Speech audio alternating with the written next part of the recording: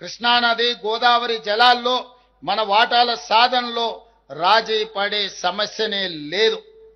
ఆనాటి నుంచి ఈనాటి వరకు తెలంగాణ ప్రజల పోరాటమే సాగునీరు తాగునీరు సాధించడం. అలాంటి తెలంగాణ ప్రజల భావోద్వేగమైన పేగుబంధం సాగునీటి ప్రాజెక్టులు. కృష్ణా గోదావరి నదులలో ప్రతి చుక్క తెలంగాణకు రావాల్సిన వాటాను సాధించి ఎవరి ఒత్తిడికి లొంగేది లేదు, ఎవరి ఆరోపణలకు బెదిరేది లేదు. 4 కోట్ల తెలంగాణ ప్రజల పక్షాన నిటారుగా నిలబడి కృష్ణానది గోదావరి నదుల్లో తెలంగాణ హక్కులను సాధించుకుంటాం. మన ప్రాంతానికి సాగునీరు తాగునీరు అందించినాకనే మిగతా ఎవరికైనా నీరు. ఈరోజు తెలంగాణ ప్రజల హక్కులను సాధించడంలో వెనుదిరిగి చూసేది లేదు, ఎవరికి భయపడేది లేదు.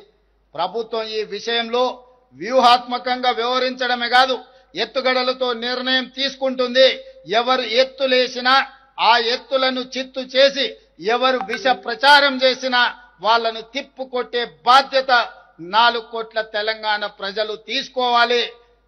మీరు అందరూ ఈనాడు పండిత్ జవహర్లాల్ నెహ్రూ గారు నిర్మించిన నాగార్జున సాగర్, శ్రీశైలం, శ్రీరామ్ సాగర్ లాంటి ప్రాజెక్టులు ఆనాడు మొట్టమొదటి ప్రధానమంత్రి ఎడ్యుకేషన్ అండ్ ఇరిగేషన్ అనే విధానాన్ని తీసుకొని ఆ రోజుల్లోనే మొదటి ప్రధానమంత్రి మన ప్రాంతంలో సాగునీటి ప్రాజెక్టులను నిర్మించడం జరిగింది.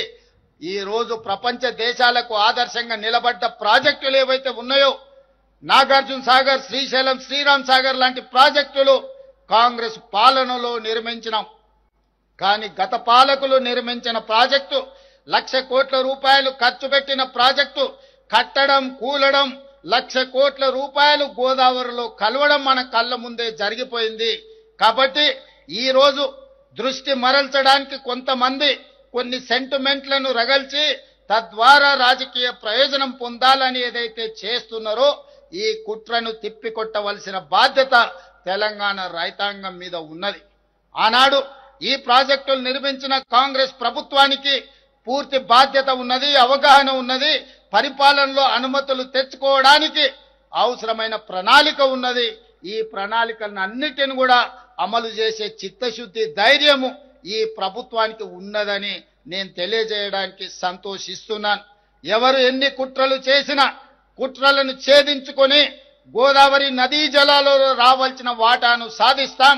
కృష్ణా నదీ జలాలలో పూర్తి చేయవలసిన ఎస్ఎల్బిసి, పాలమూరు, రంగారెడ్డి ఎత్తిపోతల పథకం లాంటి డిండి లాంటి పథకాలను పూర్తి చేసి దేశానికి ఆదర్శంగా నిలబడే విధంగా తెలంగాణ రాష్ట్రంలో పరిపాలనను అందించి ఈ దేశానికి తెలంగాణ ఒక రోల్ మోడల్ గా ఈ దేశంలో నెంబర్ 1 రాష్ట్రంగా తెలంగాణ రాష్ట్రాన్ని తీర్చిదిద్దే బాధ్యత ప్రభుత్వం తీసుకుంటుందని మీ అందరికీ తెలియజేస్తున్నాను. మిత్రులారా,